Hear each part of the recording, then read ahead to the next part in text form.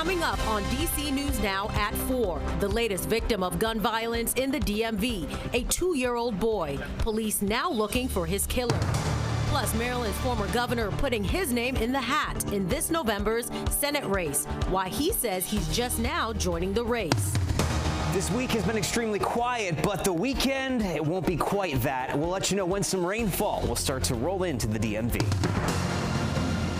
Plus, the big game is just days away, and it's time to put together your menu. We're helping you stretch your dollar to save on snacks.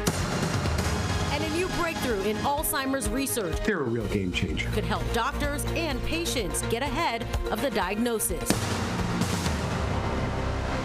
You're watching the station covering all of the DMV. This is DC News Now. Thank you for joining us on this Friday for DC News Now at 4. I'm Tosin Fakile in for Mark Hall this afternoon. And I'm Annalisa Gale. Developing now, we now know the name of the 2-year-old boy killed last night in Langley Park. Yeah, they're saying his name is Jeremy Poo Kasaya. He was shot to death. His mother injured in that gunfire near 14th and Kanawha Streets. Our Leonard N. Fleming has been looking into this all day. He's joining us live from where that shooting happened. Leonard, you spoke with the family's babysitter. What are they saying this afternoon? Yes, when I spoke with the babysitter, Norma Beltran, she struggled to hold back tears. Jeremy and her mother, Rosa, they lived with her last summer. And this is where the shooting occurred and where Beltran heard several gunshots that took the life of a precious little boy she adored. Norma Beltran says Rosa Caceres, Jeremy's mother, came to the U.S. from El Salvador when she was 5. The young woman, now 17, was looking for a babysitter. Beltran says she moved in to help her through the summer. Rosa's father is in North Carolina and her mother in El Salvador, she says. Beltran tells me she saw Rosa walking with Jeremy around 10:30 a.m. yesterday morning. She then heard gunshots an hour later in the same area. At 5 o'clock in the afternoon, she was making a cup of coffee until she heard noises outside, so she went to check out her windows until she sees everyone running out screaming for help. And she was like confused, like who got killed.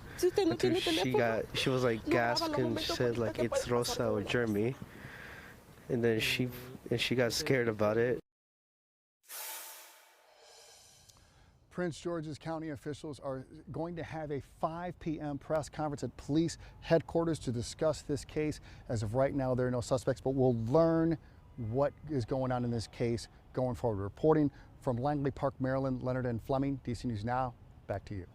All right, Leonard, thank you. A heartbreaking day for that family in Prince George's County for sure. All right, switching gears now. This is a live look outside at the National Cathedral. Yeah, it's so beautiful right now. The sun was out all day today. Let's get over to meteorologist Damon Matson for a first look at our forecast. And Damon, today was pretty picture perfect. Yeah, I thought I was in Cali for a second. Right? I mean, hey, we changed the seasons just on a dime here over the last couple of days, and we got to that peak of the warmer temperatures here today. No question about it. And what it took was that sun breaking out after some morning cloud cover. Now, the clouds have returned across much of the area here this evening, but we still managed to get into the 60s area wide along the shoreline of the Chesapeake Bay. Cooler because of that colder water in Lexington Park and Annapolis, still in the 50s, but DC 62, Woodstock 66, and Cumberland sitting at 67 degrees this hour. We did not really see the 70s, but hey, the upper 60s, not bad for a Friday. Now there's that cloud cover, the very edge of it that I was just talking about. We're really going to start to see things turn cloudy here as we move on into the night, and we watch as a storm system approaches the viewing area rolling into the weekend. So we don't have to worry about any precipitation for the time being here, but clouds will be on the increase after the sun goes down. And that being the case, well, all that mild air we built up throughout the day, it will hang around. So going into your Friday night, you only need a light jacket as temperatures will be just falling through the 50s by the 7, 8, and 9 o'clock hour. Not turning too cold. We will not see a more significant drop in our temperatures until we get later in the weekend. By Sunday, highs will be back in the mid 50s. But folks, here's another change of pace. Look at that. We have rain showers in the forecast both Saturday and Sunday, but it won't be a total washout. We'll time out when you should be grabbing that umbrella throughout your weekend. Coming up here in a full look at your forecast in just a bit.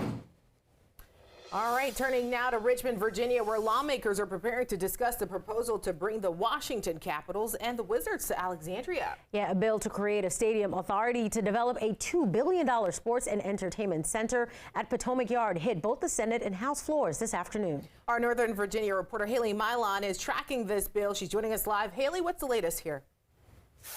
Hey, Annalisa Tosin, that's right. This is the moment that the DMV and the sports community has been waiting for since the project was announced back in December for this bill to officially be presented on both the House floor and the Senate floor.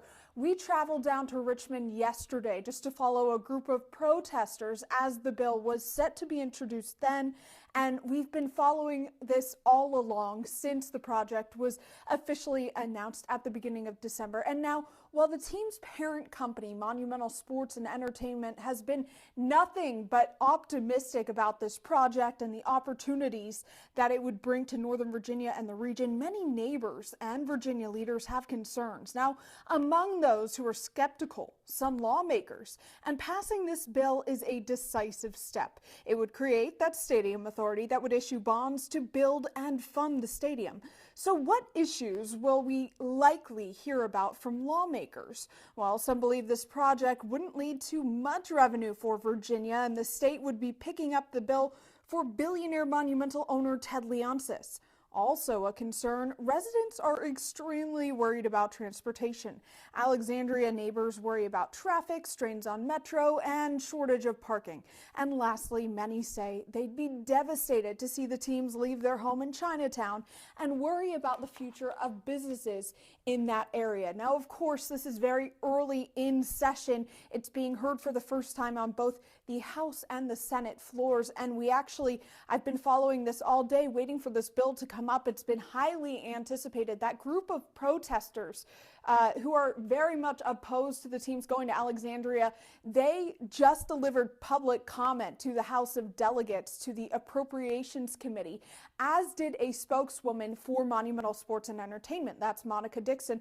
Really, they voiced all of the same concerns, the pros, the cons that I outlined, the transportation, the funding, and whether or not this will be a boon for Virginians. So we'll continue to follow this. It was referred to committee in the House just now. We'll follow it on the Senate side as well. But again, a number of concerned lawmakers in Richmond have voiced some trepidation about this bill. So all eyes will be on how things move in the State House in Virginia. For now, from our Northern Virginia Bureau, I'm Haley Milon, DC News Now. All right, Haley, thank you. Well, trending this afternoon in the political world, former Maryland Governor Larry Hogan has launched a surprise bid for the Senate. Hogan made that announcement official with a video posted on X earlier today. He announced last year that he would not run for president, despite some saying he would pose a challenge to current Republican frontrunner former President Donald Trump. Now, when Hogan left office last year, he had a 77% approval rating among voters.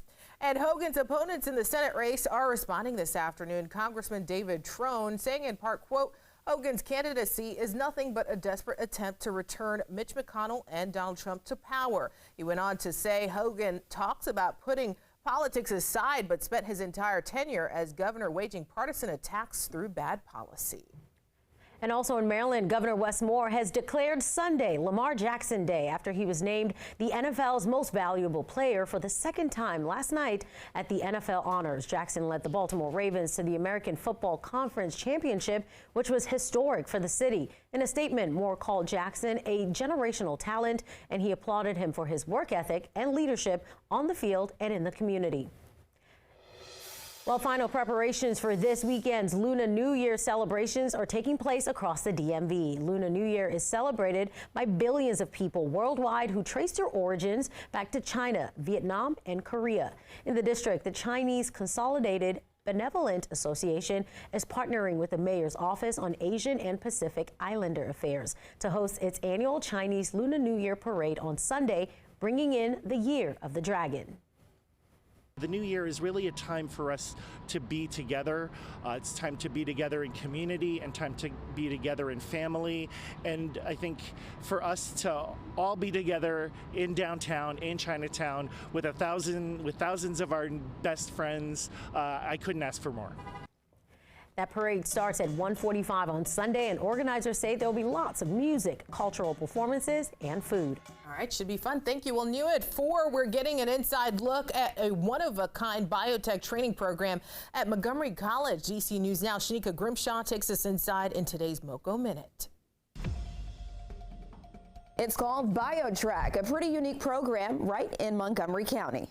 They come in and it's a very intensive 3-day program, and the scientists are able to get that skills that they need so they can go ahead and take this back to their research and apply the methodologies that they learned from us. The program is offered at Montgomery College with cutting-edge training, and it's all hands-on. Also offered a 3-day gene editing workshop. Doing gene editing with CRISPR, we have trained over 500 scientists in gene editing. We work with colleagues over at NIH, NCI, Leidos. Tackling the challenges of modern biology. As the sciences have changed, as their funding goes in a different direction, as the methodology, the technology advances, we're able to keep them current. Editing, CRISPR in specific,